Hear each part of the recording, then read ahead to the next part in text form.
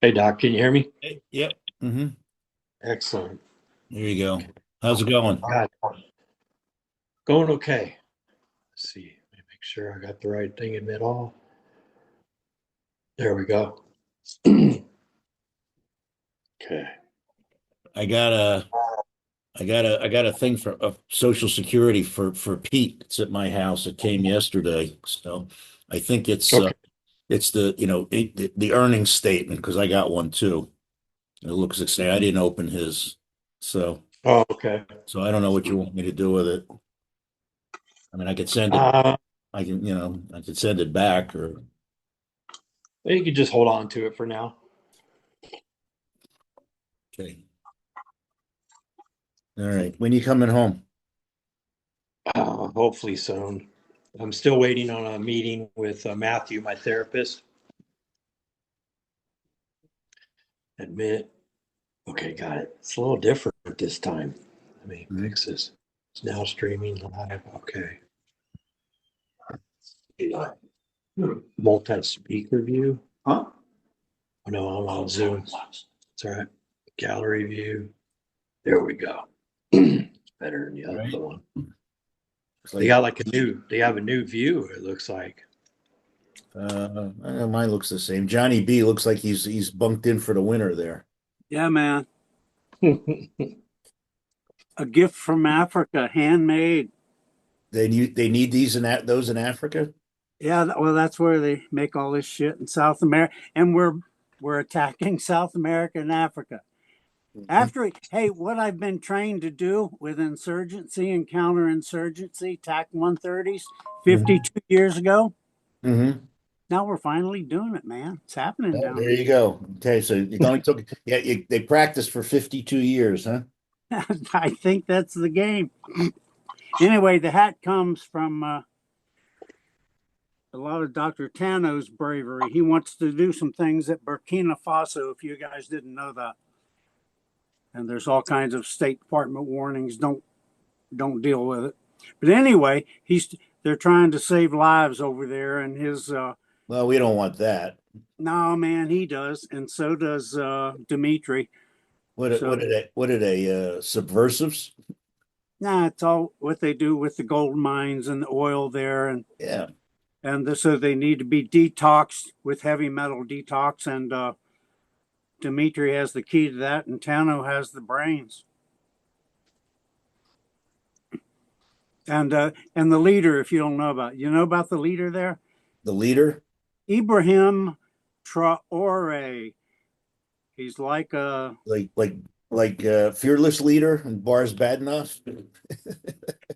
the fearless leader has had 20 attempts on his life, and he's just brave and honest. So Mhm. that's why Tano wants to talk to him. So would others. But anyway, a lot of stuff going on now. Okay. Yeah. So now I'm trained to do. I'm well trained to do all that stuff. I'm just too damn old to do it. I That's was going to crazy. say, you're a little creaky, aren't you? It is creepy. Yeah, it's a good word for it. Anyway, the South American guys with Dr. Glavinovich want to do a North American, South American meeting. Hmm. And we can decide where and when that should be. But I think everybody's in favor of it. And that way we could do something peaceful with what's happening down there. And we already have our research project with our group going on in Roatan, Honduras. Hmm. And you know all the Everybody, everybody likes Reno. I'm for Reno. If you want to do it, we have to figure out if you want to do an East Coast West Coast thing. I talked to Seth Quinto, and he thinks South Carolina might be a good place to gather. Maybe Florida. Is that Hilton Head? That's what we were looking at. So, but we have a lot of our team is in Florida, so that wouldn't be so far away. Well, we could go to Florida. Well, that's the idea, and you've talked about that before. You want to go. Miami, is that a good one? I have 3 trips to Miami coming up in the next 4 months. So, Is that a good enough place to do it?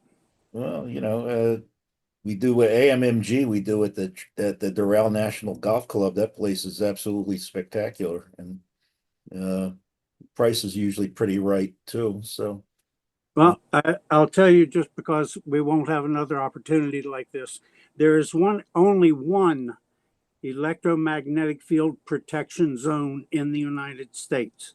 and it's Wilkes-Barre, Pennsylvania. Yeah, and that one is in West Virginia. It's about It's not Wilkes-Barre, Pennsylvania. I can't remember if it's 100 or 1,000 miles of radio-free zone. I'm telling you, you can't have cell phones, communications, anything else there. So if you're interested in electromagnetic fields, you can block it with this or that, or you can go to the only place in the U.S. that has it. Right now, currently, I'll tell you, there's 300 acres as a resort that was started there about 30 years ago, 40 years ago. Okay. And they created it there to see what would happen if you put human beings in a natural electromagnetic free environment. That place is for sale now. You mean like what human beings had for 99.999% of their whole existence, right? Not the last 20 years. That's correct. So if we wanted to do research on electromagnetic fields, this place with about 20,000 square feet, maybe 20 rooms, all kinds of good stuff with a farm, everything we're doing, here, it's for sale for, I think, 3.5 million, 300 acres. So we should think of.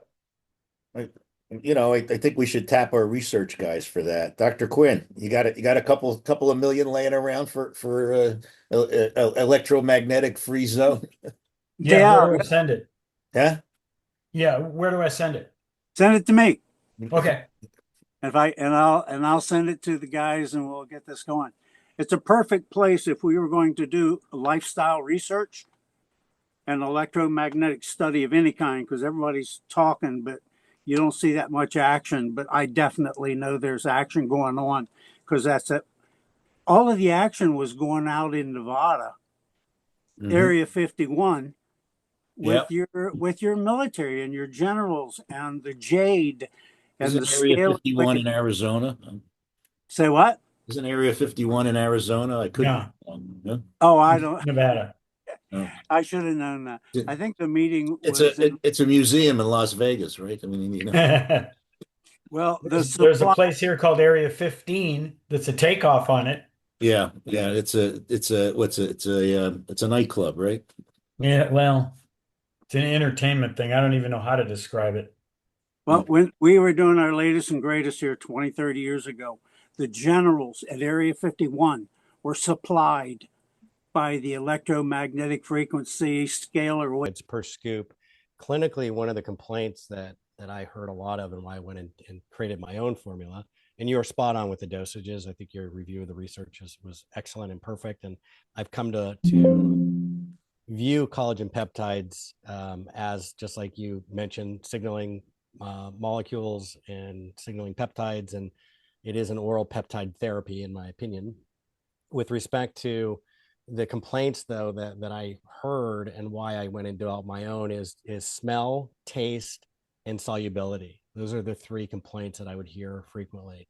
So the one that I created is 99.9% soluble. It only has 0.1% insoluble particles, 10 grams, the clinical trial, or exceeding the clinical trial doses of 10 grams of hydrolyzed collagen per scoop. No smell, no flavor, dissolves without stirring.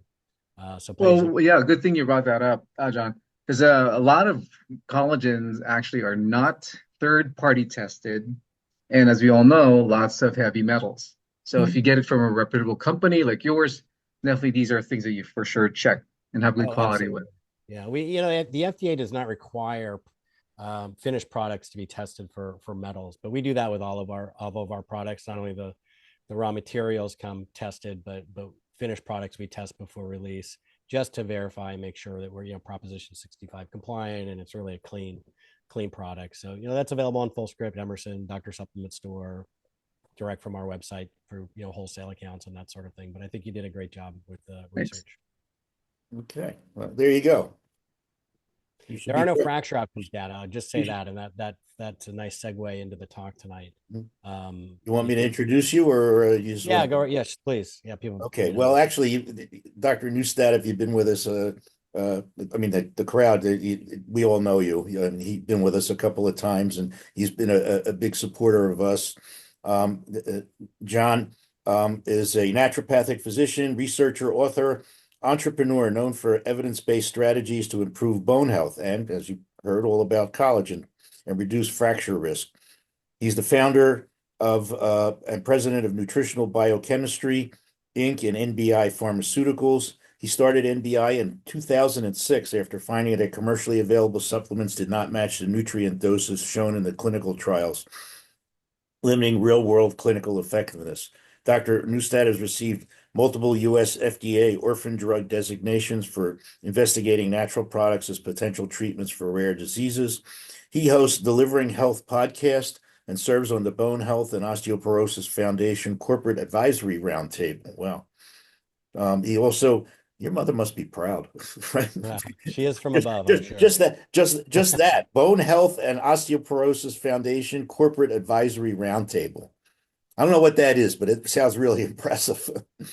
He has leadership roles in the California Natural Doctors Association. He's authored 4 books, dozens of articles on osteoporosis, 100 published research reviews, more than 100.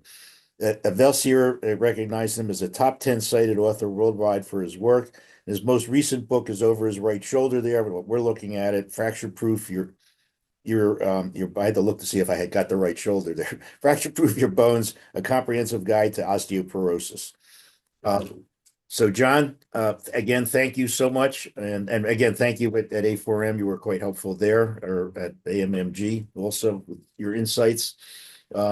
We got to do those, one-on-one away from the big crowd. So John, Yeah, it was great. It was always great seeing you at those conferences too. And take being it able to away. Connect with people. Thank you for that. Next time you're going to come to our conference next, we're going to have a little bit better plan with a little bit better leeway, right? Well, definitely let me know when it is and where it is. Okay.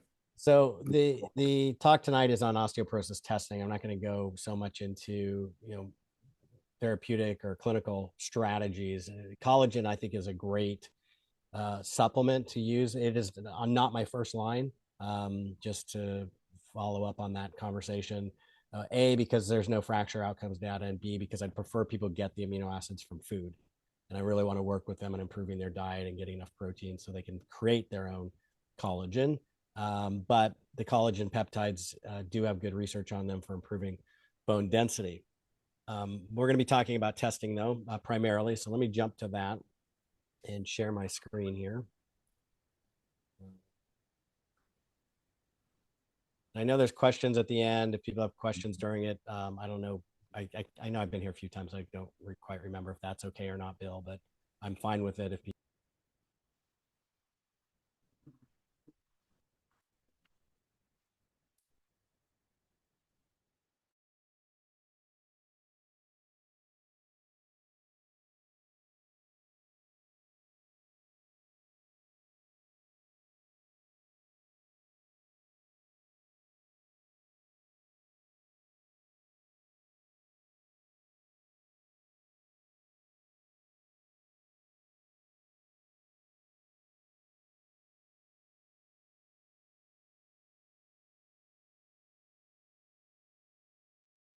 John, you're mute.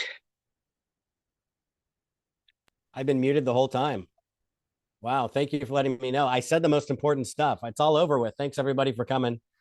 Good night. Thank you. No, I was just saying, first of all, Bill, you didn't hear this. Thank you for the introduction. Collagen, just to follow up on what we said earlier, is not my first line approach. I prefer people get it through diet, meaning get the amino acids by eating protein. But it is a great supplement with good clinical trial data. My disclosures are here. As already mentioned, I have a dietary supplement company with collagen, also with the clinical trial doses of MK4 and D3, several variations of that line formula, guaranteed not only to promote and improve bone density, but most importantly, to maintain bone strength. And that's really what this talk is about, is how to assess bone strength. And I'm going to look at different testing options and fracture risk, how to assess that. But with my products, they're guaranteed if somebody breaks a bone, we'll refund their money for all qualifying purchases between their bone density tests. So when you set aside all the confusing medical jargon and let's, really want to hone in and focus on what's most important. Let's get, cut through the noise, look for the signal. And when you do that, for me at least, testing becomes very simple. A test is only as valuable as its ability to predict fractures. Now, if I had a little asterisk there and an addendum, it would be, well, there are patients also who really want to see numbers on a test move, and it may help with compliance for them to see that. So, that is another, I think, clinically justifiable reason to order a test. But I can tell you, the longer I've done this, the fewer tests that I do order. So bone health can be evaluated in three main ways. The first is a physical exam that offers clues that may suggest bone loss and fracture risk.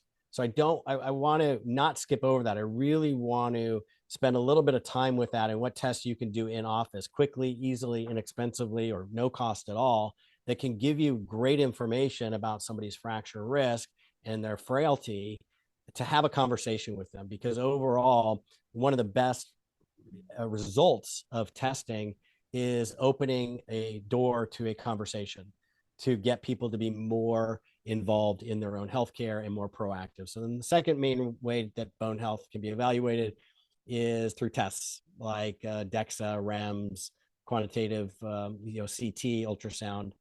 And then lastly, laboratory tests, bone turnover markers, for example, and other tests. So I'm going to talk about each of those three categories a bit tonight in the time that I have. So physical exam. So this is for osteoporosis risk. And this is all, standard stuff from JAMA and other medical journals. But if somebody's low weight, that's a risk for osteoporosis. If they've lost height, 2 centimeters in 1 to 3 years. One of the things I want, and you can read that list, I'm not going to read everything on every slide, but the thing that I think is missing a lot with people is the very last bullet point, and that is not conventionally recommended, and that is thinning skin. If somebody's skin is thinning and is more friable, it tears more easily, that could be a sign that they're also losing bone, because there's collagen in skin, there's collagen in bone, and it's when the bone collagen starts to degrade that bones become more fragile and weak, and they're losing bone mineral density also. So that could be a symptom or a sign, or otherwise a sign where somebody might want to get a DEXA scan or another test done. Screening rates generally are very low. We're talking about over like 95% of the Medicare age population, which is the highest risk, aren't getting screened. But there are many other patients at risk, and barely any of them are getting screened. Patients who are on certain medications like SSRIs, SNRIs, proton pump inhibitors, they're not getting screened, and those are risk factors for osteoporosis. For every 19 women taking an SSRI now for 1 to 5 years, we expect one of them to fracture a hip. Very dangerous.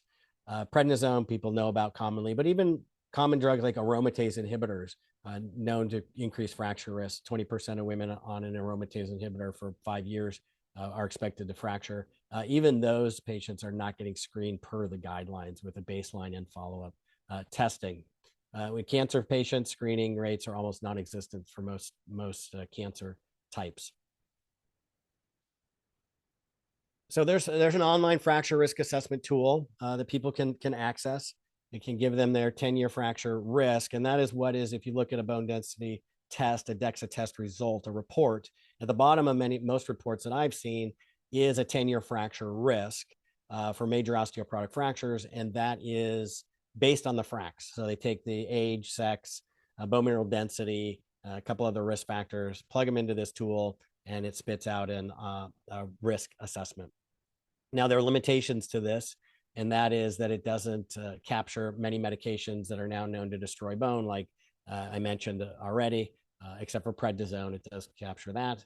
It also is not validated for people with on androgen and aromatase inhibitors, on androgen deprivation therapy, hematopoietic stem cell transplant patients, and others, and not applicable to younger than 40. Now, I do want to say that it's important to note on the DEXA test, when you get that fracture risk, 10-year fracture risk, I really bothers me the way that this is discussed with most patients, because it's very scary for them. And it's scary in the sense that they'll say, oh, you have a 7% or 10% or 5% risk of a fracture in the next 10 years. And in the context of then having an abnormal test result, and in most conventional settings, the doctors are recommending as first-line therapy, right away they get medications. I've even had many patients come to me scared that their doctors told them if they don't take the medication that they're going to fracture. And the way that I look at those, the FRAX 10-year risk assessment at the bottom of those DEXA reports, is I invert the number. Well, if there's a 7% chance that you're, or a 10% chance that some, or a 12% chance that somebody's going to fracture, well, then the opposite is also true. It means there's a 90% chance that they're not going to fracture, or an 87% chance they're not going to fracture.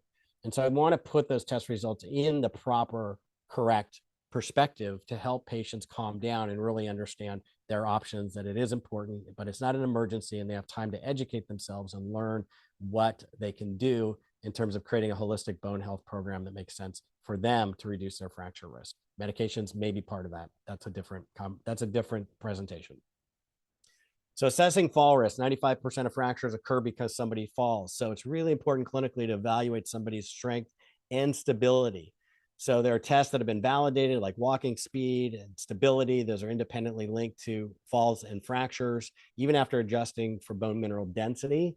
Slower walking speed, if people are slowing down, and decreased mobility are also associated with falls and fracture risks. And that's something that you can just ask a patient. It can be part of your intake form. You know, have you slowed down in terms of how you're walking? In terms of patients, you can just assess them by watching them walk, greeting them and walking down the hallway with them. Is their gait irregular?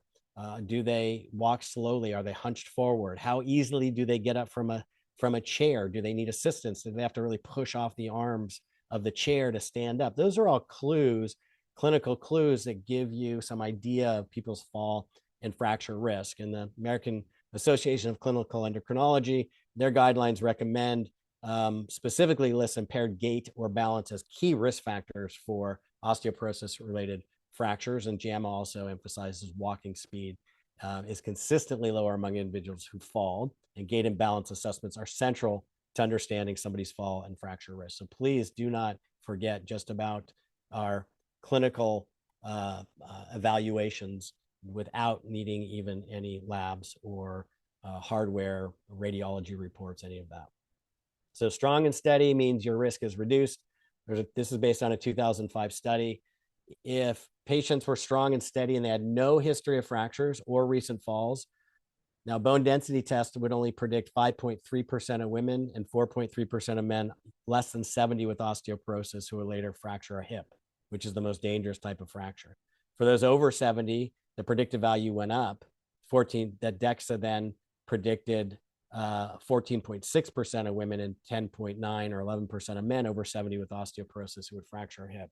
But let that sink in for just a second. Most of the time there is this univariate analysis that's done. They get a DEXA result and it says that you have a T-score of less than minus 2.5, and maybe it's minus 3, minus 2.8, whatever it is. And you're told that you have this high risk for fractures. But there's usually not a multivariable variable analysis that's done. And if you're to factor somebody's risk for falling was low, that predictive value of a bone density test goes down. It's even less predictive of fractures. And yet that is almost predominantly what is tracked, a bone density test result in clinical encounters. And that is almost predominantly what patients are told to look at when it comes to their fracture risk. So changing that discussion, I think, is really important for being more accurate when it comes to discussions with patients and their true risks. By itself, a bone density test, and this is a later slide, only predicts 44% of women with osteoporosis who will fracture and only 21% of men. So even that alone is not very sensitive or specific. When somebody's steady and strong on their feet, their risk of falling is low. That predictive value is even lower. Footwear. This is really important to reduce fractures and often overlooked. Just ask your patients, what do they wear when they're in the house? Most of the falls happen when somebody's in their house. For adults over 70, more than half of falls happen when they wear socks or without shoes or were bare feet. So researchers have studied this, and just walking barefoot or in socks increase the risk by 11.2 times compared to people wearing sneakers age 65 and older.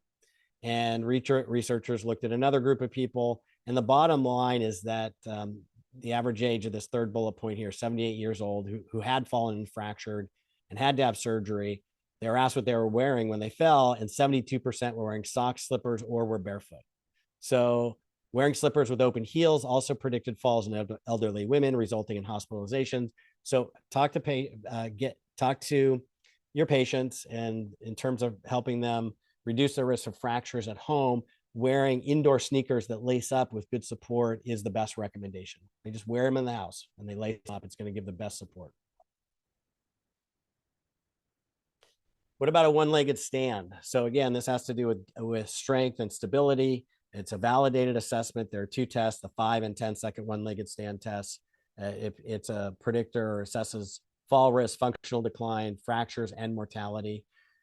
In the 10-legged stand test, one-legged stand test is considered a better predictor of all-cause mortality and loss of independence than the 5-second. But in a study of 1,700 men and women, they were followed for almost 10 years. 95.3% of those 51 to 55 years old could stand on one leg for 10 seconds. But by the time they were 71, less than half could. People who couldn't complete the 10-second one-legged stand test had an 84% higher risk of dying compared to those who could. So strength, stability, and making sure in order to do that, they have to be doing some resistance exercises, but they have to have enough protein also to build muscle and enough of the cofactors, enough of the micronutrients. So it segues really well into conversations about diet and exercise. Women and men who are unable to balance on one leg just for 5 seconds had a 213% greater risk of falling and getting hurt than somebody who could. And so that's something that you can just do in your office very easily, very quickly. Walking distance. There are tests for walking distance that are validated and widely recommended. There's the 6-minute walking test and the timed up and go test. The challenge is that they require equipment and assistance. For the 6-minute walking test, the patients walk as far as possible for 6 minutes, typically along a hallway. The total distance is then measured. Timed up and go requires a chair of a specific height, a measuring tape, and a timer. They're just more involved. But there's a simpler test that you can use, and that's just asking your patients a question. It could be part of your intake form. And that is, how well are they able to walk about a half a mile, 1 kilometer, 0.6 miles? It was a study done in Australia, so it's in metric system. 200,000 women and men, 45 years and older, they were asked, could they walk 1 kilometer? And then they were followed up for 5 years until they experienced a fracture or they died. So they had to answer just 3 questions. Does your health prevent you from walking 1 kilometer? Does your health prevent you from walking a half a kilometer? Does your health prevent you from walking 100 meters? So compared to volunteers who can walk the full 1 kilometer, those with limited walking ability faced a 32 to 219%. That's a big range, but both are big risks. Higher risk of fractures regardless of other known risk factors. So regardless of age, their weight, the history of falls, or previous fractures. So it's an independent risk fracture. The more restricted their walking ability, the higher their risk. So really the call out here, and the call really to here at the end here that you can see, people who can't walk 1 kilometer face a much higher risk of fractures, regardless of other known risk factors. All right, DEXA. Let's dive into the DEXA test because that is the gold standard. It's been the gold standard for decades. It's the test against which all other tests are compared.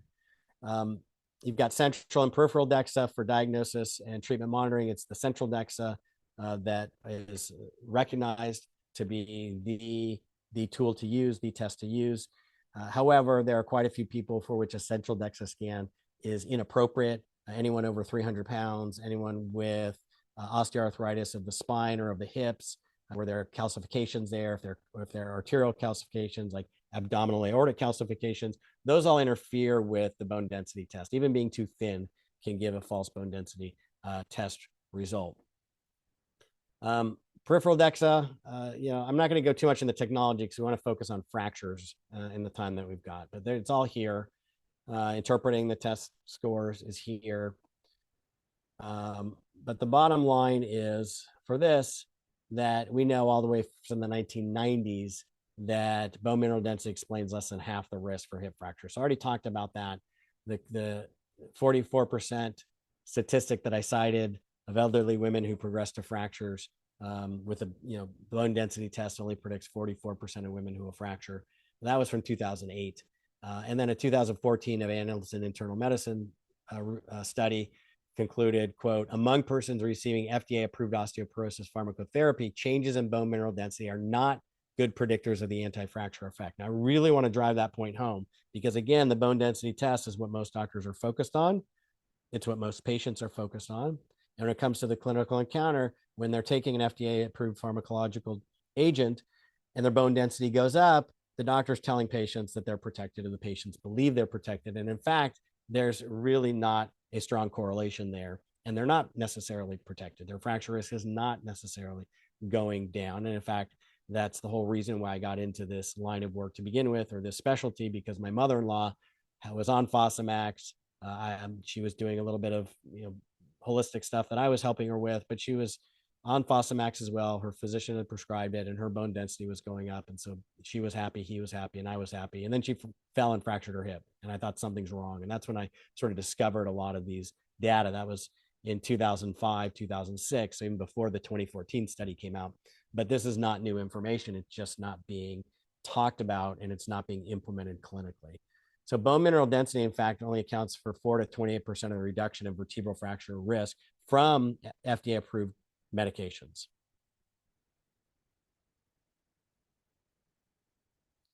So DEXA errors, also have to realize there are a lot of DEXA errors that occur. Up to 90% of tests in one study contained one or more error related to data analysis or reporting, incorrect positioning of patients, artifacts, or demographic errors. So it's also a test that's highly prone to errors. The best recommendation for DEXA tests is they're done ideally on the same machine at the same radiology clinic each time to get hopefully the most consistent results or the results that are most comparable. So now there's a trabecular bone score that's available. It's an add-on if the software for the DEXA scan can do it. Hologic machines have them. If it's a newer machine, they're probably going to have this feature on it, or the option for them to add the feature to do a trabecular bone score. And it looks more at bone quality of the lumbar spine. Overall, though, when you look at a TBS, there's only modest improvement in fracture prediction. And there's a clinical trial, 560 postmenopausal women in France. They concluded that the TBS only added limited information on fracture risk prediction. This is Manitoba study, however, is the largest study. This is what's commonly cited when companies are promoting trabecular bone scores.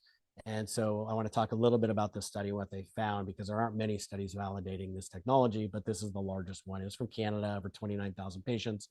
And what they found is that the combination, they're looking at, again, low bone mineral density plus a low trabecular bone score.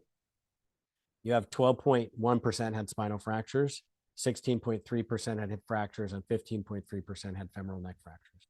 Now, when the bone mineral density was normal and they had high trabecular bone score, which is good, their fracture risk, their relative risk was much lower, or the risk was much lower, the actual absolute risk. 2.2% had a spinal fracture, 1.9% had a hip fracture, and 1.7% had a femoral neck fracture. So this is oftentimes cited as the justification for a trabecular bone score, and people get really excited when it improves, and that's great. We want to see it improving. There are no outcome studies looking at this and showing if we improve a trabecular bone score, does fracture risk also decrease? I think it probably does, but just to be clear about what research exists, we don't have that. But even so, when you're looking at this, importantly, just to put the data in what I believe is their correct context, that you had 12.1% of those patients had a spinal fracture. Let me get my laser pointer here. So here, 12.1% had with low bone mineral density and low. That means that 87.9% did not fracture. Similarly, 16.3% had a hip fracture. That means that 83.7% did not fracture their hip. Now, I still want to improve it, and I still want to make sure that we're reducing their fracture risk overall. A lot of these studies, very few of them, also look at lifestyle factors. They don't look at what some of the other studies before did, meaning their fall risk. So if their fall risk was low, if they were steady and stable on their feet, like that previous study that looked at stability and fall risk and DEXA scan, what would the results be then? We don't know.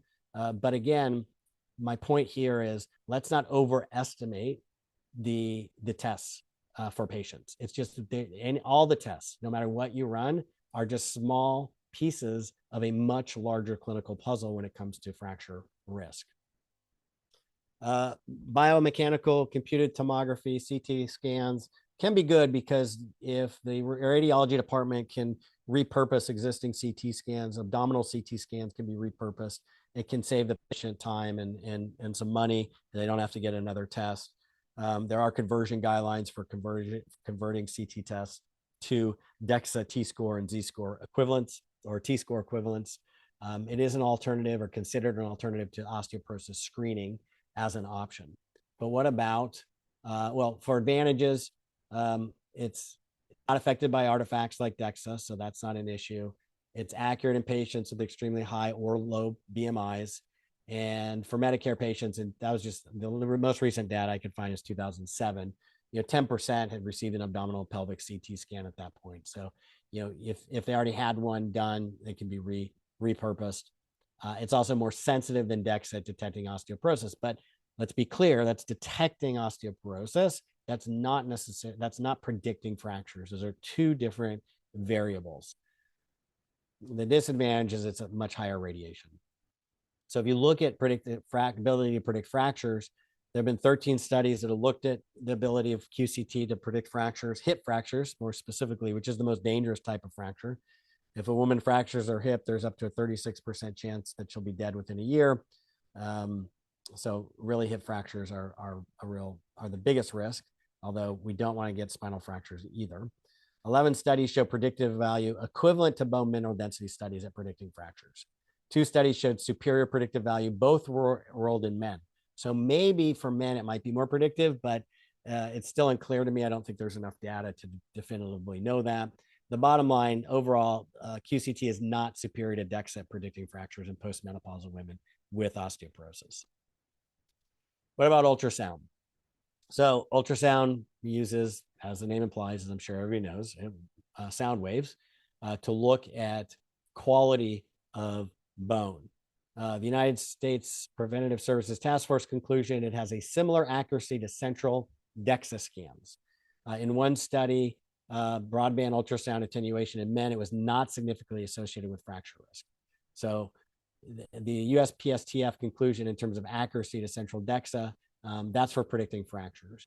It does offer a low-cost alternative to assessing bone health. It's portable. It's more easily accessible in primary care than DEXA scan and CT scans, and is radiation-free. Now, that said, am I still on that? Yeah. That said, there is no standard in terms of each company's machine and how it's calibrated and what the cutoff values are. And so every machine, the manufacturer has to validate their technology and their cutoff values with studies. And so you've got to make sure that the machine you're using, if you're going to use ultrasound, has been validated, and you have to make sure that it's calibrated correctly.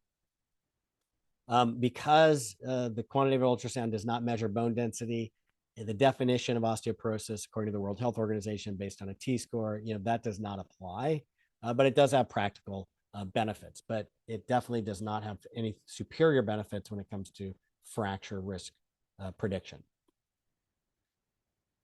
So here are the validation studies I mentioned. There's no consensus as to which device, measured variable, and cutoffs are best. Therefore, if you're going to use it, you've got to verify the device has been suitably validated against DEXA. And here's the fracture risk. It can predict fractures of the femur, vertebrae, and other sites. The results were at least comparable to and similar to DEXA, but not superior.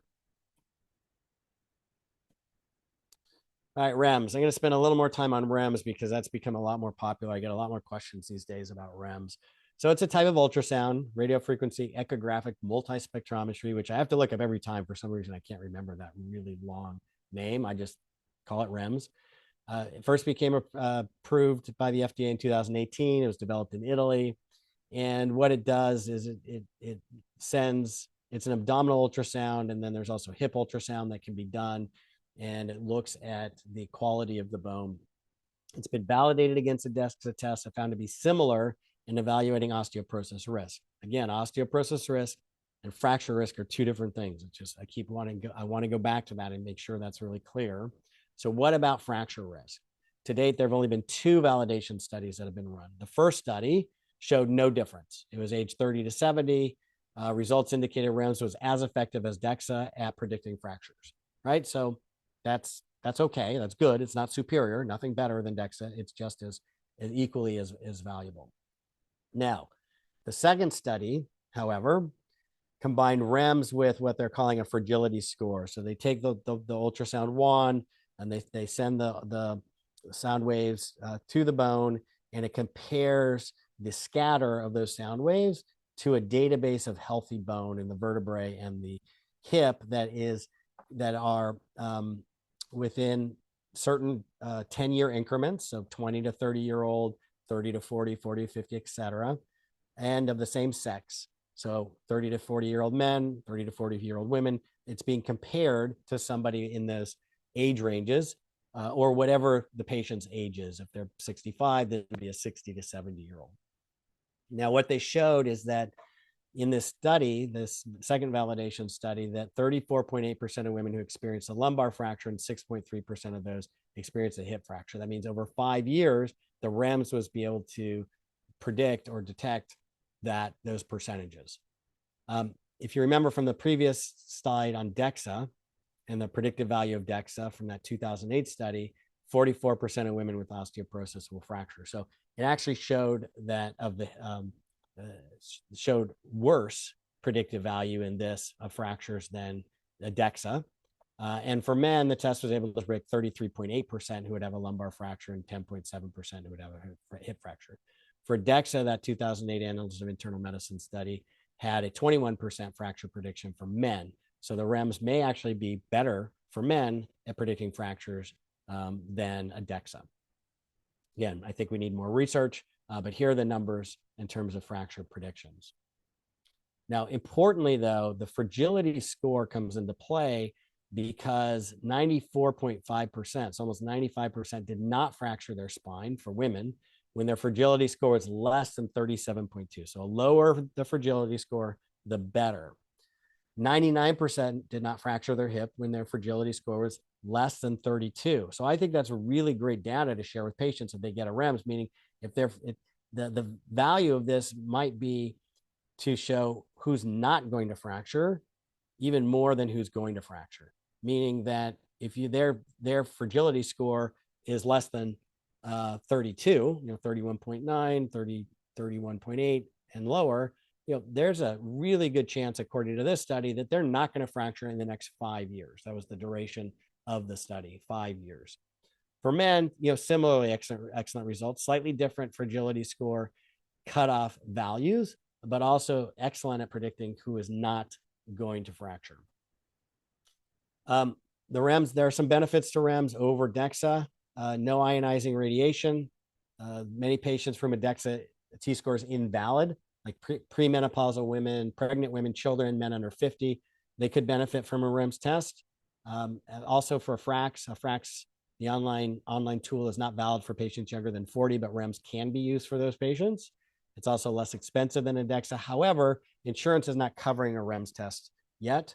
And so it's still going to be out of pocket for patients. So in that sense, DEXA is going to be a lot more accessible at this point to many more patients.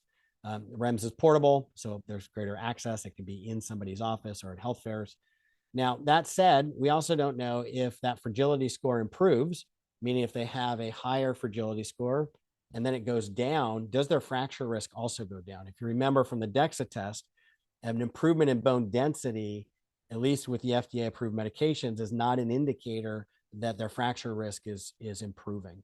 So do we know that if a REMS test score improves, is their fracture risk also going down? We don't know that data. It just doesn't exist yet. That study's not been done. Similarly, like the risk for falls, if they had done a multivariable analysis and looked at fall risk, if somebody's fall risk was low, was the REMS also just as predictive as it would show in this study. So that also has not been done. And I want to go back to that over and over because the risk for fractures is really multivariable. To serve our patients as best as possible and help them reduce their fracture risk as best as possible, it's crucial to have a holistic approach and a holistic understanding of what we can do to help them, including how we can improve bone microarchitecture and bone strength, but also reducing fall risk and other risk factors like taking them off of medications that are damaging bones or getting them on safer medications if they need to stay on them on a medication to reduce their fracture risk. Lab testing. So I'm a big fan of vitamin D testing. What we know is that the maximum hip fracture reduction is associated with vitamin D levels of 30 to 44 nanograms per milliliter. And that's much lower than a lot of people are shooting for, myself included, for more systemic immune health, 60, 70, some people 80 nanograms per milliliter. But most people can get to that 30 to 44 nanograms per milliliter by taking 2,000 IUs of vitamin D3 per day. So I'm also a big fan of testing for vitamin D3. It's also been shown to reduce the risk of falls. It's been linked to fall reduction in that same lab test result range of 30 to 44 nanograms per milliliter. Neutrophil to lymphocyte ratio. This is an inflammatory markers associated with hip fracture risk in older women. And so if you end up doing a neutrophil to lymphocyte ratio, that can give you a sense of understanding of is their fracture risk elevated. And so what you're looking at in terms of osteoporosis as well is that if their neutrophil to lymphocyte ratio of 3.17 or higher, that's associated with osteopenia. 4.68 or higher is associated with osteoporosis. So there's something going on systemically with inflammation and activation of immune activation and increased cytokines. And so it can just give you another clinical tool to evaluate and treat the patients, try and get that inflammation calmed down. Bone turnover markers. Look, they can be a useful adjunct. I don't love them. I don't routinely recommend them because there's so many limitations in their clinical utility, and there's a lot of pre-analytical variables that complicate their interpretation. So there are two main categories of bone turnover markers. One's are bone resorptive markers, the other are bone turnover markers. And then there are subcategories like matrix products released during bone resorption or formation like CTX, CT-peptide, and then cellular products secreted commensurate with sort of the activity of osteoblasts and osteoclasts. But as a predictor of bone loss overall, quote, all associations have been moderate and their use in individuals is quite limited. And those are the different citations there supporting that. And what you have is bone resorption. So bone is resorbed, it breaks down much faster than we build it back up. So the bone resorptive markers, if you test them, can be tested more frequently than the bone formation markers. So bone resorption markers, will change within 3 weeks. So maybe once a month, like CTX, if you want to follow that closely. Unlike a DEXA test where you're looking at an interval of 18 to 24 months typically, although I have seen shorter intervals. There's actually one clinical trial with MK4 that's in my products, 45 milligrams per day in divided doses, 6 months, improved bone density within 6 months. So that can be tested shorter, but retested in shorter intervals, but I don't believe it might be challenging to get insurance to pay for that retest so soon. Bone formation markers, it takes months to form bone. So those are going to be tested less frequently. So here's some of the bone turnover markers, P1NP, total alkaline phosphatase, osteocalcin, and then there's bone resorption markers like urinary NTX, bone-specific CTX, tartrate-resistant acid phosphatase 5B. The ones with the asterisks there are the ones that are more kind of widely available. ALK-phos, there should have an asterisk there too. That's widely available as well. But in general, the most common method used are ELISA and automated immunoassays. The challenge is there's really high, or there can be very high interassay coefficient of variation. So for track P5 assays, there's 13.6% coefficient of variation. And for CTX and NTX, the results can differ between labs up to 5.6-fold. So again, it goes back similar to a DEXA test. The best recommendation is get the test rerun on the same machine at the same lab but even intra-assay coefficient of variation. So that's a 26.6% for urinary NTX assays. So that can even be really high. So you can't necessarily even, bank on the fact that the results, serial results, are going to be, accurately depict a trend. Now, there's no standardization on how to harmonize the commercially available bone turnover marker test. There are working groups that are trying to do that, but it's not completed yet. The International Osteoporosis Foundation and the International Federation for Clinical Chemistry recommended 2 bone turnover markers for research and monitoring therapy, CTX and P1NP. So those are the only 2 that are recommended. And you can look at the research in terms of the bone turnover markers is that bone loss can naturally vary over time. So one bone turnover marker can be associated with a range of bone mineral density changes. So what does that mean? It means that it's really hard to pick one point in time and test, for example, a fragment of a protein like CTX and draw any definitive conclusions from it. And with respect to that, I mean, it's also, I think, important to understand, why, in my opinion, are these tests limited? Well, I believe it's limited in addition to the challenges that I've already outlined, because there are 180 to 200 proteins in bone alone, in addition to collagen. So boiling it down to 1, 2, 3, or even 5, markers in the serum or in the urine and say, well, that's going to give us the definitive answer in terms of somebody's rate of bone loss or somebody's fracture risk. The system is just a lot more complicated than that. And fracture risk depends on many more variables and factors. And our metabolism, our metabolic health within bone is a lot more complicated than just a few test results in terms of bone turnover markers. Now, I've had patients come to me and their doctors compared the ratio of bone turnover markers, and they said, well, your ratio is high or your bone turnover markers are high, but you're perimenopausal, so you're a fast bone loser right now, but that'll slow down over time. Well, that's great, but that's actually not accurate. The accuracy of being able to predict the rate of bone loss is essentially a coin toss. It's about 50%. So telling patients that is just not in line with what the evidence shows. It can only predict only 40 to 55% of the fast bone losers. And changes in bone turnover markers during anti-resorptive treatment, they are correlated with their anti-fracture efficacy. So that's why measuring them while somebody's on a bone therapy, a bone medication, osteoporosis medication is a recommendation. You can monitor that bone turnover marker for compliance and to see if things are headed in the right direction, but you can't draw a definitive conclusion that their fracture risk is being reduced by X or Y%. It's just not possible. So fractures, they can identify fracture risk, but practical guidelines are lacking. So we just don't know what the cutoff values are, what the ratios are. In studies, even how fractures are classified varies. And most studies evaluate hip fractures with only a few assessing vertebral and non-vertebral fractures. And in one study, there could be up to 10 different bone turnover markers evaluated, and the results for one marker vary tremendously between studies, from non-significant to strong prediction, meaning the results are all over the map when it comes to bone turnover markers. So pre-analytical variations. If you're going to test them, you want to typically test them in the morning, fasting. The lowest point is going to be mid-afternoon. There's seasonal variations. If you test these, they're going to be higher in the winter because bone turnover is higher in the winter. And in premenopausal women show the greatest variation over time as well. And so if you test somebody in the summer and you test them in the winter, the results are not comparable. You can't really draw any conclusions from that. If you eat, postprandial, again, they have to be fasting. So eating before will throw that off.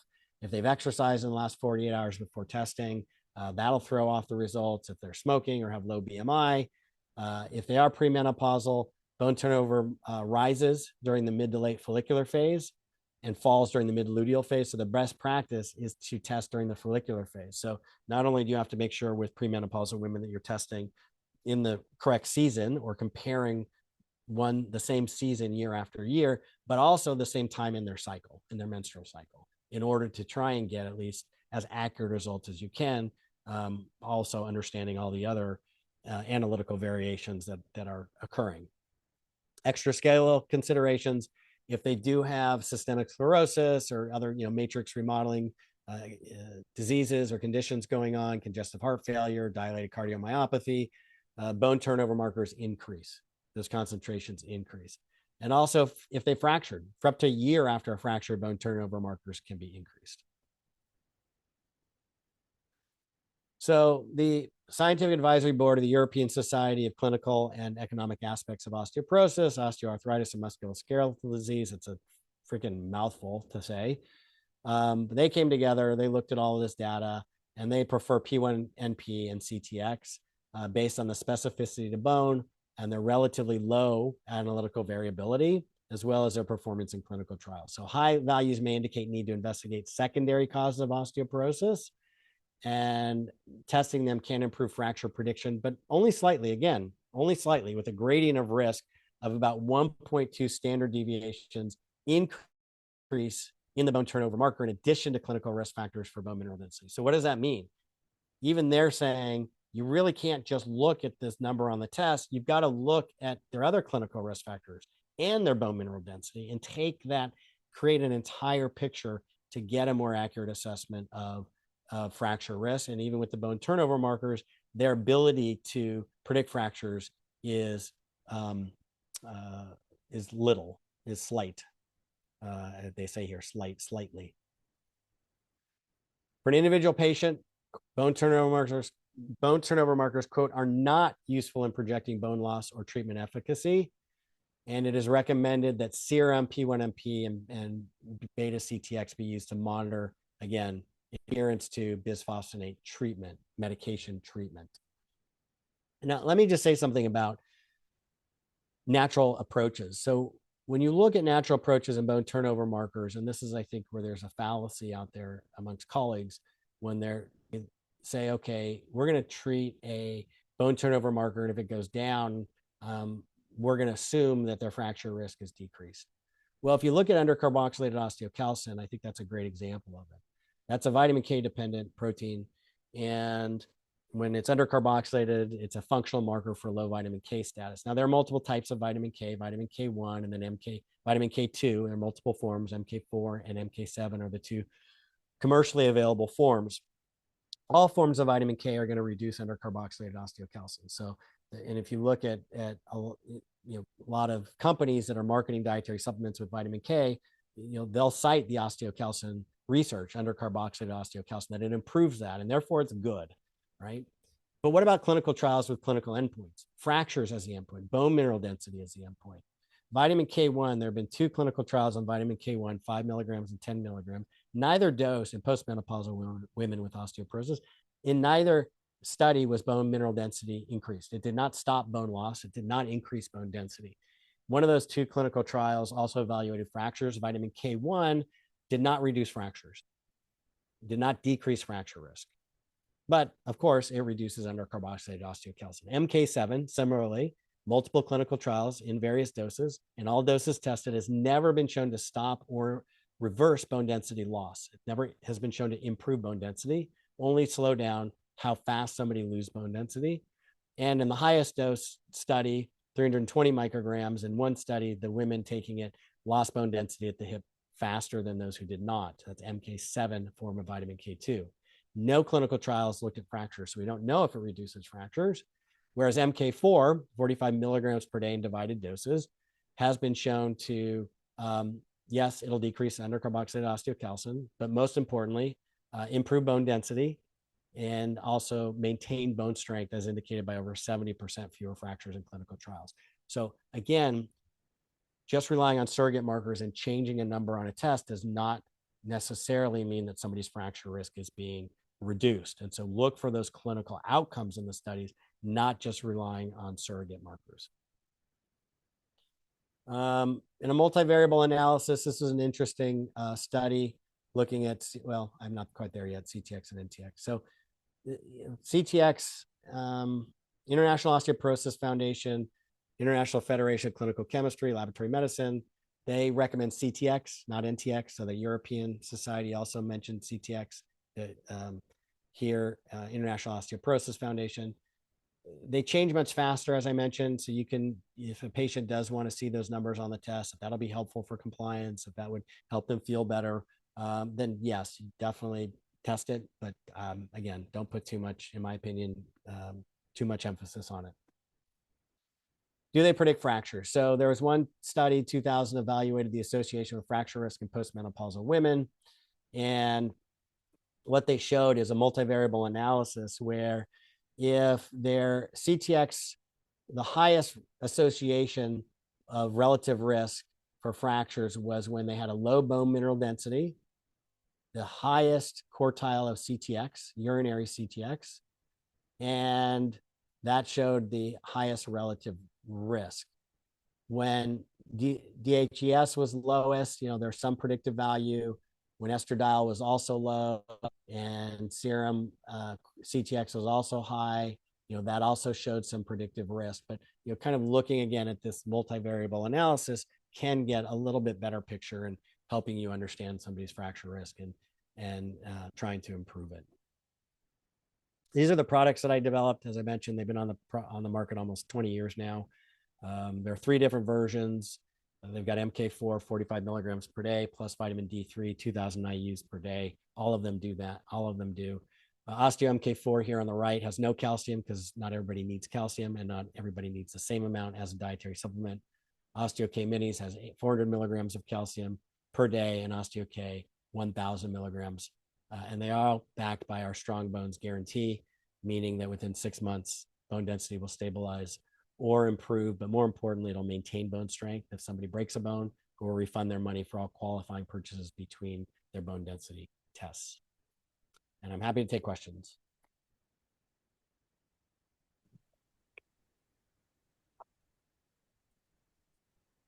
Hey, thank you so much, John. You're welcome. Good evening. Go Can I ahead. ask, any suggestions for somebody who's had radiation to their spine?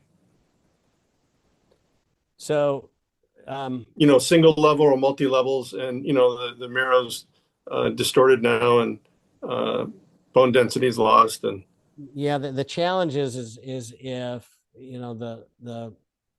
the cells in the bone marrow are damaged and they're not able to produce the collagen and remineralize effectively, it could be difficult.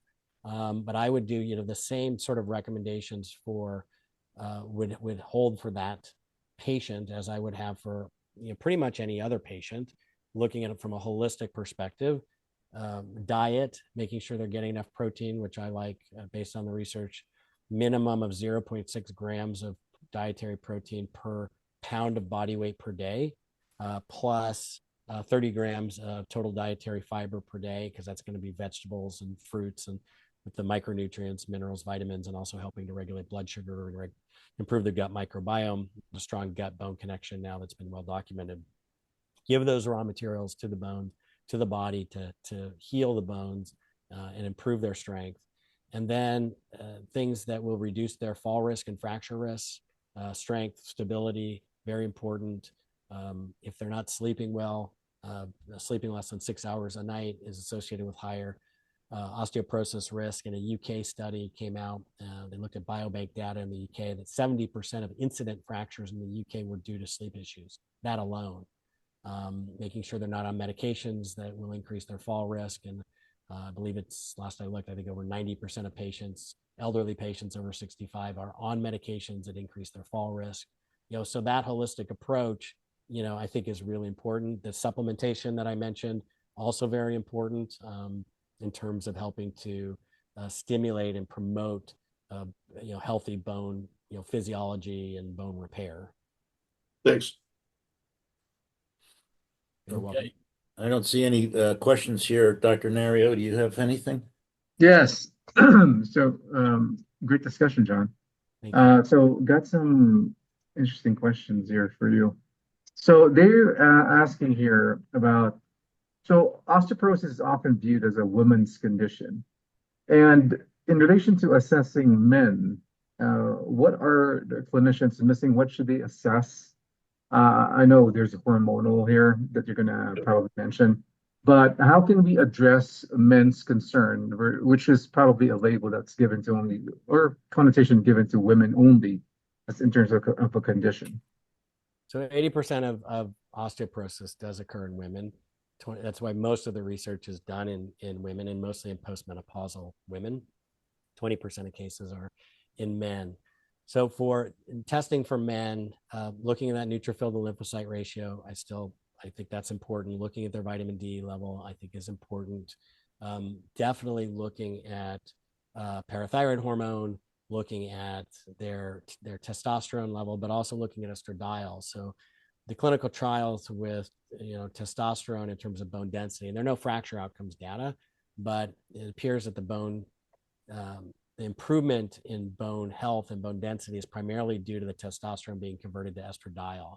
So we want to make sure that estradiol is at least above 20 in men, and if they're low in testosterone, I'm a big fan of hormone replacement therapy in men and in women. So getting it into that healthy, physiological range for men and tracking estradiol over time and retesting that. And again, strength and stability. I'm going to sound like a broken record. That's really, really important. And the supplementation crosses genders and ages as well. But for testing, I don't do a ton of testing unless there is one instance where I would test for celiac disease in men and in women. And that's if we've gone down this pathway of testing and still have not identified a cause. There are some reports in the literature where there are no other symptoms of celiac disease, and the only symptom was osteoporosis. Did you mention for men 20? Is that what you said for estrogen? Above 20. I like it above 20. Oh, okay, gotcha. There's so many ranges that you would hear about estrogen. But again, the common point here is Dr. Bill always emphasized that don't put it into zero. I think he mentioned that there's a clinician out there or learning concepts out there that wants this estrogen to be zero. But again, we have to remember the interplay of all these hormones. And as you mentioned, testosterone, it's really increasing bone strength. When you mentioned estrogen, it prevents bone loss, and progesterone enhances bone formation. So just follow up to this question, since we mentioned all the trios of hormones that we play around with in the clinical practice. When you mentioned about using biphosphonates, you said CTX and P1 and P can be used. Is there a specific test of testing sets that you recommend to follow hormones effectivity in terms of bone resilience? To follow hormone, did you ask? Yeah, when you use estrogen, testosterone, progesterone, because we promote also in our clinical practices that these hormones actually maintains bone, or even sometimes strengthens bone. So I don't know that I'm clear. You're asking if there's certain tests that I do for hormones? Well, so a good example when you mentioned during your presentation is when you're doing biphosphonates, right? So P1NP, CTX was actually recommended to follow them up. But for when you now use hormones to help bone structure, can we use the same testing to also kind of follow the effectivity of these hormones in helping bone? I don't know of any studies that we really look at that and fracture outcomes. So I'm really focused in how I look at the research on fracture. No evidence of disc bulging herniation period, no central canal foraminal stenosis period. So, I don't know. I've never seen a study that looked at fractures in prospective clinical trials looking at those tests as well. Similar to the last study that I talked about that looked at CTX or an NTX and bone density and estradiol and DHEA in those women that did show some predictive value. But I would say that it's the same story for me, that if you're moving with anything, whether it's MK4 and D3, which also will reduce CTX, improve CTX on lab tests, you can show a patient that it's, things are moving in the right direction biochemically, and estradiol should bring down the CTX and testosterone, should also help with bone turnover markers. But whether that translates into clinical benefit in terms of fractures, I assume that it will, but I've never seen any data that shows that. Well, now we're talking about this. Is this so when you use hormones and you explain it to patients in terms of the benefits of it to bone, in your clinical experience, have you seen just by using hormones alone, have you reversed osteoporosis or maybe even osteopenia just by using hormone balancing? So I never just do monomodal therapies. I've never just do one thing. In fact, I've told patients if all they've coming to me for is to prescribe a drug for them, if they just want to take a pill, I'm not their right doctor. There are many great doctors out there. They can go see them. I'll never work with a patient if all they want to do is that, because it's not my approach. I don't think it gives patients the best outcomes. And I believe, the research on the association of estradiol and hormone replacement therapy with fractures is clear in osteoporosis, that it can reduce fracture risk by like 20%. I think it's 20 to 40%, if I remember off the top of my head. So that is there in terms of that research of just looking at hormone replacement therapy, but clinically it's not how I operate. So I can't answer your question.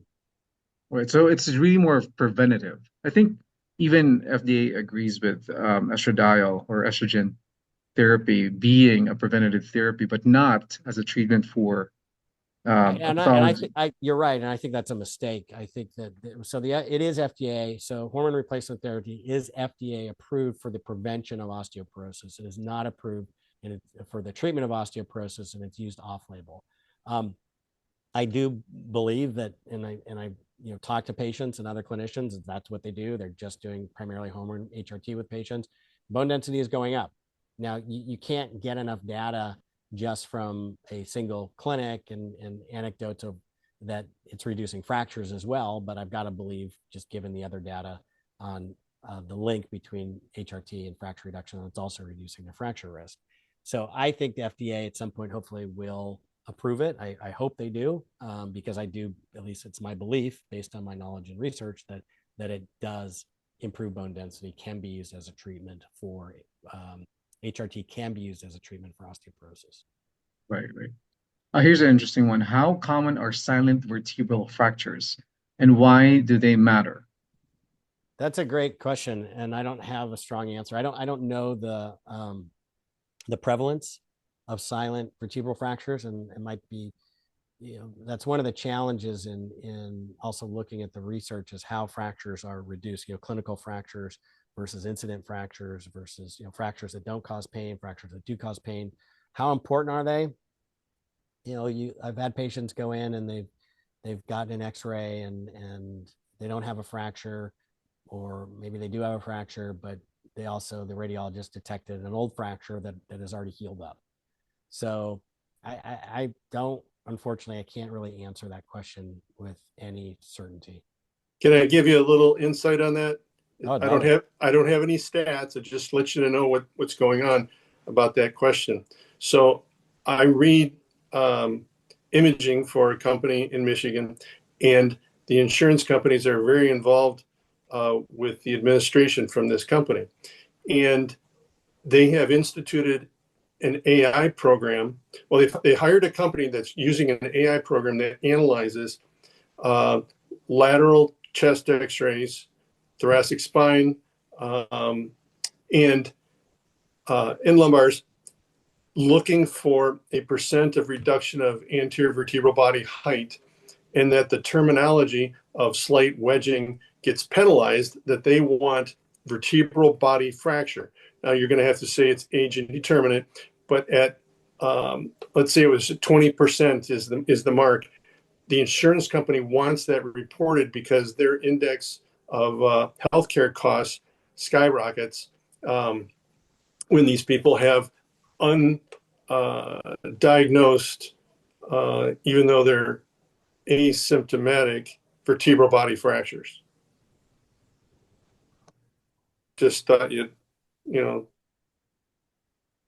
Interesting. And so the reverse, do they have also is accurate, meaning when they do then treat them, And Yeah, they that want their health, that that their information healthcare, brought. Yeah, that they their want the healthcare costs information go brought down. up to their. They want the information brought up to their physician so that people start to get treated. Yeah. And I think one vertebral fracture increases future fracture risks for sure. Maybe yeah, 2 or 3 times even. Because I think that's just looking at one window kind of reflects to you what's happening in the other parts of that house. Yeah. So I think yeah, an osteoporosis within 5 years of an osteoporosis fracture, about 31% are going to fracture again. right. Yeah, and I've seen this clinically, vertebral fractures that they didn't even know they have. So I mean, maybe it's what's showing up as like there's a chronic back pain that they didn't even know about. And even the height that we were just talking about that's related to osteoporosis that's being lost as you observe a patient. So, but again, another thing that we should probably keep an eye out for as we see patients clinically. Yeah, I agree. So you kicked all my questions out, John. Thank you so much. That was a great presentation. Okay. Thank you, sir. John, somebody made a comment about calcitonin, nasal calcitonin. I've only used it when there's been a fracture to try and spinal fracture to reduce the pain, discomfort, and help the healing. I don't typically use it, but it is definitely a medication that has been shown to improve bone density. Yeah, I've had a subset that like it. It's uses as a nasal spray, and especially at the height of the bisphosphonate craze. Um, you know, uh, we were graded whether we were using the bisphosphonates if there was osteopenia or osteoporosis, and those drugs you have to give them a whole glass of water. They have to sit up for a half hour or an hour after they drink it, and they get esophageal erosions. And then if memory serves me right, I don't use this much anymore. That they actually after a prolonged period of time, like 5 years, ended up causing osteoporosis in the hip and in the jaw, I think, right? So yeah, partially true, not necessarily causing osteoporosis, but causing fractures. So atypical femoral fractures, unicortical breaks are well documented with bisphosphonate medications. Also, denosumab can cause problems with like bisphosphonate-related osteonecrosis of the jaw. Also can be created by some of the other medications. And it's a very small percentage, but it's statistically significant to the point where recommendation now is, I believe, not to use those medications longer than 3 to 5 years. But with respect to fractures, first of all, medication possession rates are very low when it comes to the bisphosphonates. Over half the patients discontinue them within the first year, and even more second year. In order to get the benefits of the medications, you have to take the medication at least 80% of the time. So it's a really challenging clinically to get somebody to do that and then maintaining that over time. But then when you look at fractures, if it's primary fracture prevention of the medications, only one medication has been shown to reduce primary vertebral and hip fractures. The vast majority of fracture outcomes clinical trials in the osteoporosis medications are secondary osteoporosis, not secondary fracture prevention, not primary fracture prevention. And so the data gets really muddled out there. And people have looked at this and said, okay, let's look at the different studies. Let's look at the data. And when it comes to primary fracture prevention, the oral bisphosphonates will reduce primary vertebral fracture risk, but not primary hip fracture risk, which is the most dangerous. Excuse me. The only medication that's been shown to reduce primary hip and primary vertebral fractures is Zometa, intravenous olendronate. So that's, I think, important to understand also when you're looking at, what is a good medication to use. In my book, I walk patients through, asking these questions to their doctors, like in terms of making the best decision for themselves. And most doctors don't understand the data to this point. And I think it's just assumed, well, a bone is a bone is a bone. I don't know why I would want to just reduce vertebral fracture risk without also trying to reduce hip fracture risk, but maybe there are clinical reasons why. For secondary fracture prevention, the medications are much more effective for both preventing vertebral and hip fractures. Mm-hmm. What about the IV preparations? Well, Zometa, zoledronic acid, is IV. Mm-hmm. So, similar I mean, so that is the best one. If you're looking at primary fracture prevention, that is probably the best medication for reducing fractures at both the spine and the hips. For secondary prevention, I personally, thank you very much. I personally like Appreciate Forteo, everything. Yep. teriparatide, because it's old medication. We know from medications, the vast majority of side effects are not understood until they've been on the market in real world situations for years. So my preference typically is I don't like using a medication that hasn't been on the market at least 5 years, ideally 10 years. And Forteo has excellent fracture reduction on it.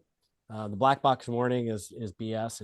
It's not accurate in terms of its risk for increasing osteosarcoma. That was mouse studies. They used hundreds of times the dosage used in humans. There have been millions of doses of Forteo given, documented, and no incidences of osteosarcoma can be attributed to the medication. So that's the one that I like. There are numerous medications, PTH analog, the name is slipping me right now. There's another one, or denosumab, also good fracture reduction as well. It depends also on what the clinical case is. I mean, if it's somebody with cancer treatment-induced osteoporosis, postmenopausal osteoporosis, just asking the question, what does the research show in those where we have it? There's a lot of gaps in the research. Mm-hmm. What about hyperparathyroidism or parathyroid? That stumps me a lot. I mean, it can be secondary to vitamin D deficiency. So I always want to check that. And I've seen that regulate better when there's low vitamin D, and that's corrected. But I've been stumped on that unless there's some sort of abnormality in the parathyroid gland that's creating the issue that needs to be excised or radiated. I don't know. Maybe I'm sure there are people who know more and could have a better answer. I just don't, and I don't see it that often. So, well, we've come across something called the Coimbra protocol, which uses very high dose vitamin D, and they use suppression of parathyroid gland as their guideline rather than vitamin D, 25 hydroxy vitamin D levels. Have you come across that at all? It's for autoimmune. No, but thank you. Now I have something I can look into. I appreciate it. Yeah. You can go look on our YouTube channel or website. I gave a talk on it a couple of weeks ago. So, okay. So that's Petronella has a question. yeah. Oh, my question is Prolia. It is a monoclonal antibody, and I saw it lowered the globulins, and I think sometimes can have some liver problem with Prolia because the doctor talk about Prolia too.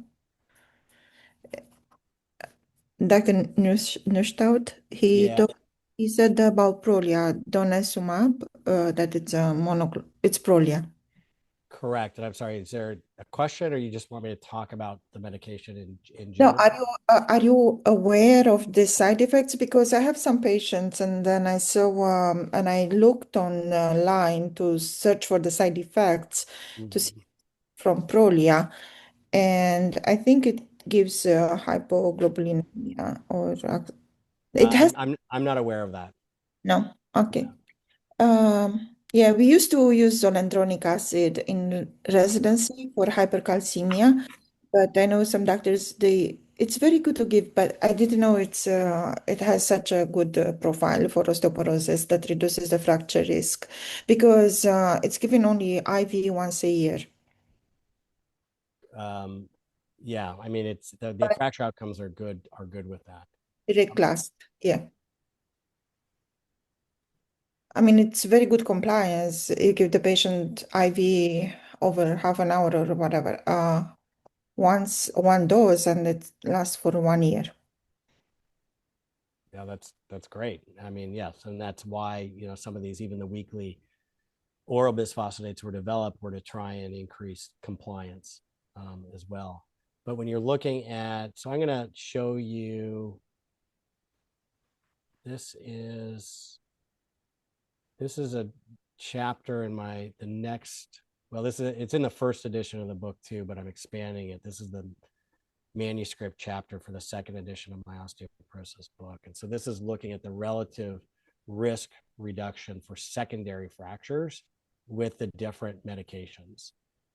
And so when you look at, you ask Perlia, I mean, you're talking about a 68% relative risk reduction of vertebral fractures, secondary vertebral fractures, but only a 20% relative risk reduction in hip fractures. And you see this with all the medications. The ability to prevent vertebral fractures is much higher than the ability to prevent hip fractures. Mm-hmm. And then when you get to, yeah, I mean, even Avista doesn't even prevent secondary vertebral plus non-vertebral fractures for loxapine. So these details, I think, are really important in terms of, at least for patients, making sure they're getting the best recommendations, and if they're going to stick with it, and understanding that even just a medication is not going to give them, if they're just relying on taking a pill and a medication for their maximum fracture reduction, they're really not as protected as they think. I think Dr. Gerber has a question. Hi, guys. Excellent show, Thank you. Dr. Neustadt. Just a couple of curiosities. How about boron and magnesium and vitamin C supplementation for osteoporosis? You have feelings? I do. I have feelings and I have thoughts for sure about that. The way that I interpret the research, or I look at the research, is through the lens of have these nutrients, or it doesn't matter what it is, whatever's being recommended, has it been shown in clinical trials to reduce fractures? And the answer is for all three of those nutrients, the answer is no. The recommendation for boron was based on an old study that showed when somebody was low in magnesium, that calcium, magnesium and boron were both low, that calcium excretion increased. And so they gave the boron and magnesium to fix that, but there are no fracture outcomes data.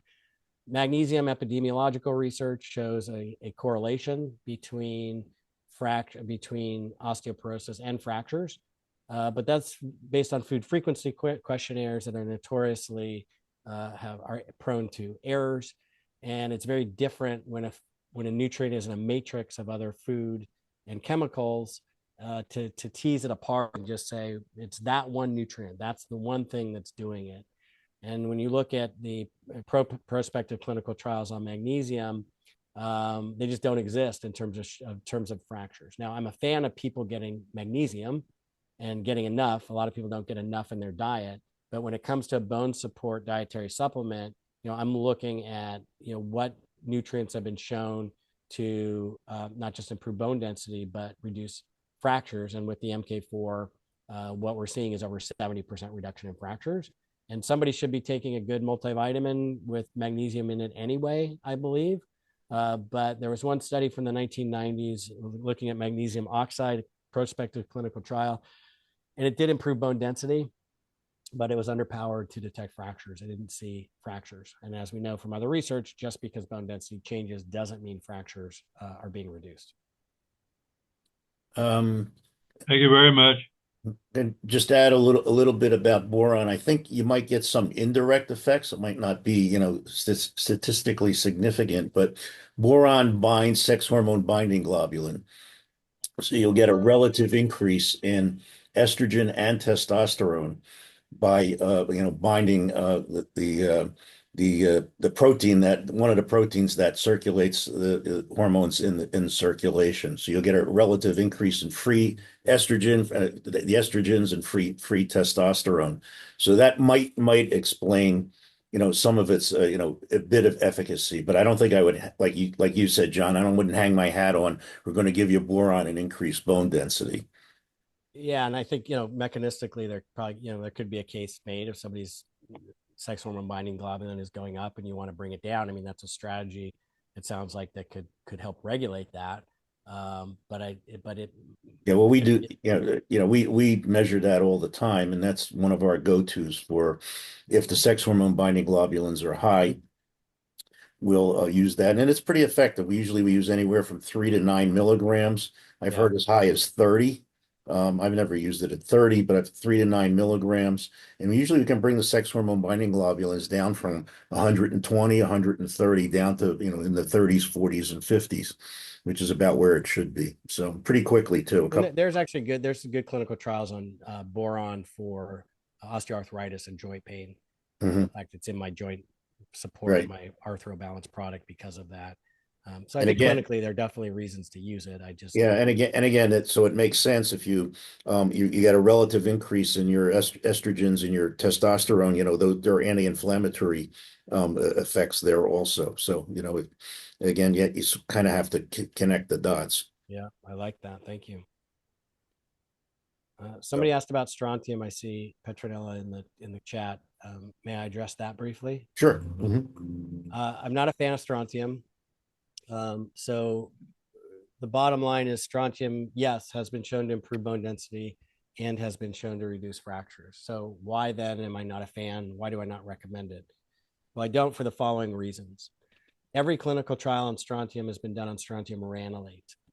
Strontium ranelate is not available in the United States. Strontium ranelate is a medication approved in some Europeans for the treatment of osteoporosis. And the form in the United States is a dietary supplement of strontium citrate.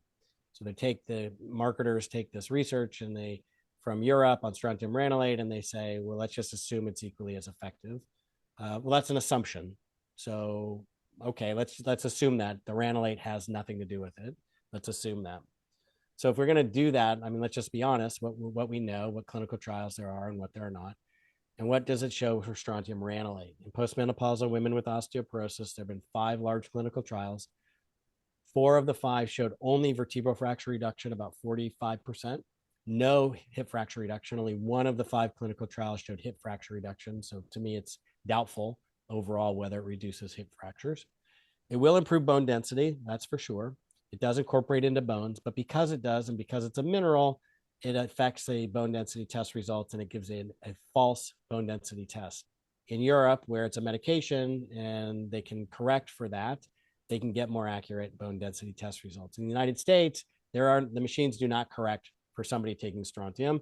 And so just be aware that the bone density test results are inaccurate. And I do want to emphasize that despite the limitations of the bone density tests, I do want the test results I'm looking at to be as accurate as possible. But even if you say, well, that's not a big deal, it does still been shown to reduce fractures.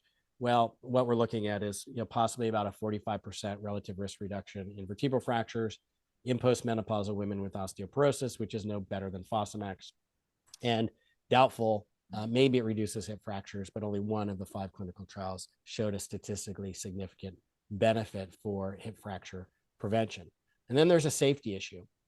The safety issue for me is, again, if we're going to assume that the strontium ranelate is just as equally as effective as strontium citrate, I think it would be unfair and disingenuous to just cherry pick the data and not say, well, it's going to be equally as safe as well. Because the reality is there are no safety data on strontium citrate, none. And what we know from strontium ranelate is that for every 1 fracture that was prevented, it also caused a blood clot that can cause a DVT, pulmonary thromboembolism, a stroke, and a heart attack. So for every 1 fracture that was prevented, it's potentially killing someone. Plus, with MK4, we can get in clinical trials show over 70% reduction in fractures without those risks, with strong safety data. And the strontium, you're looking at only about 45% relative risk reduction in vertebral fractures. So for all those reasons, the safety one, importantly, also in that mix, I'm not a fan of strontium. What are some of the ingredients in your combinations there? It's very simple. So the Osteo-K and the Osteo-K minis is the MK4, 45 milligrams per day, vitamin D3, 2,000 IUs per day, and different amounts of calcium, 1,000 milligrams of calcium per day in the Osteo-K, 400 milligrams of calcium per day in the Osteo-K minis, which is going to be sufficient for most women. because the average American woman consumes 800 milligrams of calcium in her diet. The US RDA for calcium is 1,200 milligrams. So getting a dietary supplement, 400 milligrams of calcium in it, will get her into that US RDA range without any safety concerns. And then if somebody doesn't need any calcium, most men, for example, probably don't need extra calcium as a dietary supplement. Or if you're getting enough from diet, there's Osteo MK4, which has the MK4 and D3, same doses, but no calcium. It's a calcium-free version. And the recommendation is each product is BID dosing with meals. Okay, good. All right. And no strontium, right? No strontium. Very simple. Okay. That's it. Just 3 ingredients, 2 or 3 ingredients. All right. That's our takeaway today, Dr. Nario. No strontium. No strontium. Got that on my notes. Okay. So Dr. Byerly says Dr. Jorge Fleischus disagrees regarding boron. So what is that? What does he have to say about that, Dr. Byerly? If you're there, or anybody else. Well, Dr. Bell, you mentioned about AlgaCal. So, John, one of their claim to fame is using AlgaCal plus strontium. I'm sure you know the competitor out there of your products. So that's kind of like their, and I just don't know. They're using the citrate version. Is that what we're saying? So I use calcium as calcium citrate, and calcium, algae calcium that they're used is has some trace minerals in it. But calcium citrate I chose because it is, if somebody has hypochlorhydria or achlorhydria, it's still well absorbed. It's also, if somebody has a history of oxalate kidney stones, it is the preferred form of calcium. So there's the safety in there. And the reality is, when it comes to fracture reduction, there's no evidence that one form of calcium is superior to any other form. In fact, the studies that are out there, the vast majority of the studies, in fact, all of them that I know that looked at fractures, use calcium carbonate.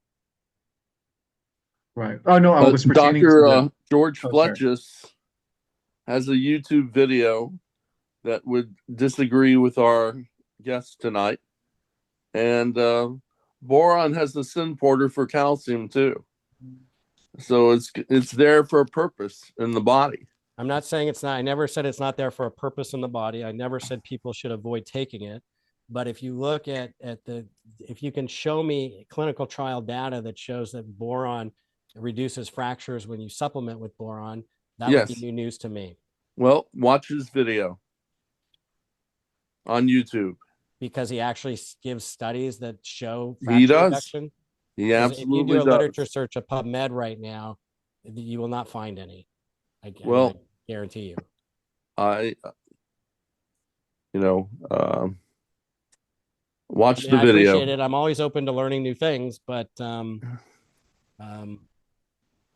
George Fletchus. Okay, thank you for that. You're welcome.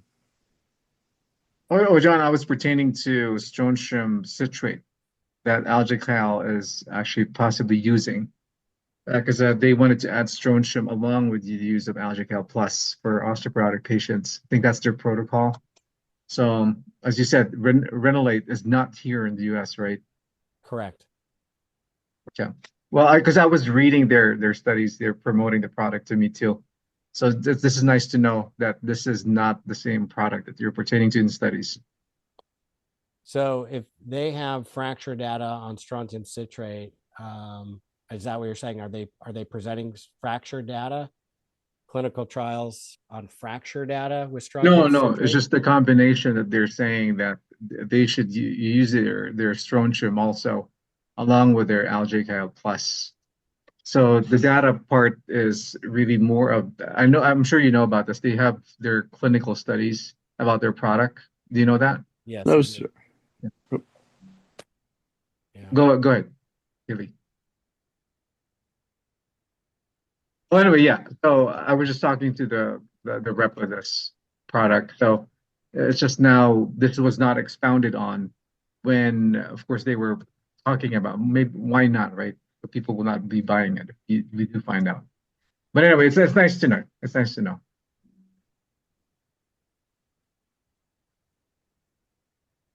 So, yeah. So I'm looking at. I got up Dr. Fleischus's video and I AI'd it, so I got a summary. 10 to 30 milligrams. He says it's good for arthritis, it's good for inflammation, osteoporosis.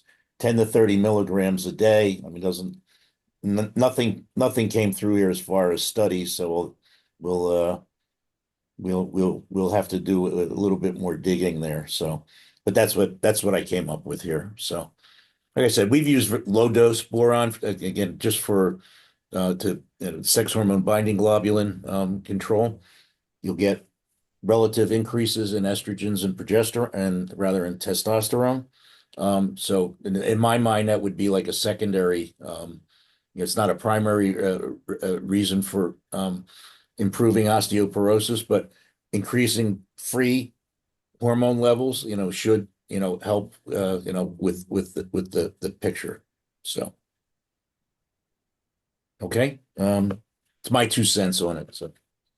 And strontium citrate 680 milligrams is what Allergy Cal is using in the product name called Strontium Boost. Yeah, well, all right. If Dr. Neustadt says no strontium, then you're no strontium for you. Ban the strontiums. Yeah. Like it's my reading of the research. I just, there's lots of citations in my presentation. I have all the study citations for the stuff that I mentioned on strontium, if anybody wants to dig. Yeah, I've heard it over the years. Strontium is for osteoporosis, and I've never seen a study on it that all I've heard is parroting. It should be used. So I have a tendency to be to agree with you there, John. So, yep. Somebody raised their hand. Nope. Okay. Any other questions online there, Dr. Nario? Nope, we got it all swept out. Okay. John, you got a little summary for us here? Look for data on fracture reduction. Whenever you're evaluating a test, ask the question, has it been shown to predict fractures? And if we change those results, have improving the results been shown to reduce fractures? Okay. 2 other suggestions in the chat. One is weight-bearing exercises. I think you did mention that, right? That's important. And infrared therapy. I haven't seen any data on that, but I'm a big fan of my infrared sauna. Mm-hmm. Okay, but no, it can't hurt. In other words, right? No. How about peptides? Well, collagen or peptides. Other than that, there's no fracture reduction data on collagen, hydrolyzed oral collagen. There's no fracture. There's bone mineral density data. There are no fracture outcomes data that I'm aware of for any other peptide therapy. I'm sure that peptides can be used. In fact, we've shown it with collagen effectively to help promote bone health. Which ones, which products, I don't know. Maybe growth hormone.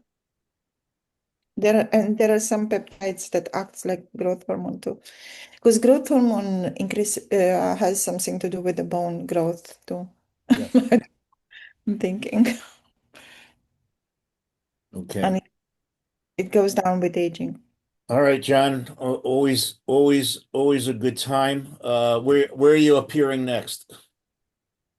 I was supposed to be at Sonoran. I think Sonoran University, giving a talk there. I'll be at IHS if anyone's going to be there in February. So big travel schedule. Going to be doing a lecture in Thailand this year. I'm very excited about that. Okay, great. How about where you're going to be? Like we saw you at A4M at the in the vendors section. I will be there in December. Yep, we'll be back. Okay. Got any others that you go to? There's a whole. I think we got a list of 12 or 13 this year. AMMG. There's a long list. All right. Yeah, those are the guys that are still good to us. So we like them. Yeah, it's a good group of people for sure. Thank you so much. Next week we have Dustin Sulak, our cannabis superstar, will be giving us the latest on the cannabis and whatever the heck he's up to. Dr. Quinn, drop off. Thank you so much. Okay, thank you so much, John. I'll send you the video when it's ready, and I'll send you the participant list. Okay. Thank you. Do we have any contact information for Dr. Neustadt? Yeah, let me put my email here and website. Yeah, I have it too. So, Oh, sorry. yeah, no worries. I have it. I can, but he'll put it in there. So, There you go. Thank you, everybody. okay, thank you so much, John. Yeah, feel free to reach out with any questions. I'm happy to share any of the Mhm. PDF Yep. files. Okay, Bye. stay Bye, in everybody. touch. Thanks, will do. Thank you. Okay, bye-bye. All right, Dr. Quinn, Dr. Burgess, any what's going on with the research people? Dr. Quinn can tell us. Okay, I'm busy writing that stuff down. I think what we did is kind of focused on the conference, the Reno conference, for so much of what we were doing to get prepared for that and see what we wanted to talk about and all of that kind of stuff. But behind the scenes, everything has been going on. So we're looking forward to, I believe this Saturday, we're going to pick up our meetings again, right, Dr. Burgess? Exactly. Dr. Tanko will be back and everybody will give updates on all the projects and things that they're working on, especially the research stuff. I know I've got some stuff on my end, so I'm really excited about Saturday, and then probably next Tuesday we'll be able to give you a little bit more. Okay, great. All right. So we kicked around, doing another live conference here. We had a pretty generous offer from Ranchera, which was the Harrah's now modern era. If you went to dinner with us after the conference, you saw what a great place that was. So we'll keep it in mind for the middle to the end of the summer, and we'll have a hopefully a little bit better outreach so that be a better plan, because it was a little bit of a rush job. Okay, online, if you were at the conference, all the videos are online. There's a link. You should have gotten an email with the password. Also for the CME credits, you should be able to use that. There should in the same email, you answer a couple questions, and you should be able to print out your certificate there. Those of you that weren't at the conference, if you go to congressofmedicalexcellence.com, there's a link there, $199 for all the videos and slideshow, and there's and the credits are available for you there also. Hopefully they'll live on. The credits are good for we can offer them for up to a year, so we're good till next December with those. Okay, like I said, next week, Dr. Dustin Sulak. The week after that, I don't have anybody just yet. So if there's anybody who wants to volunteer, if you have something that that you'd like to present or prepare, let me know, and we'll be more than happy to accommodate those of us that are here all the time. Let's see. Next week is NOMA, so Nevada Osteopathic Medical Association. I know Dr. Klausner is going to be here, and I'm going to be doing advances in hormone education in the last 5 years, and we had a big change in the last month. The FDA took all the warnings off of estrogens, so I'll be giving an update on that. And also talking about the Traverse study, which was updates that was in last year, updates on testosterone. And so just a hint, everything we've been teaching you for the last 20 years that we were lambasted, naysayed, threatened with loss of licensure. Turns out we were right. And it only took them 21 years to come around to it, but at least it's happened. So, if at some point, I'm sure we'll have time to present that here also. So, research guys, do your thing. Anybody who has please spread the word so we can increase our reach. And we'll get working on the next conference pretty quickly. Okay, so we'll see you all soon, and thank you all for being here as always. And we're coming out of the holiday season now. We all survived and hopefully didn't spend too much money. And we'll see you soon. Okay. So thank you all, and I'll see you next week. Thank you. Thanks, Bill. Thank you. Thank you. Thank you, everybody.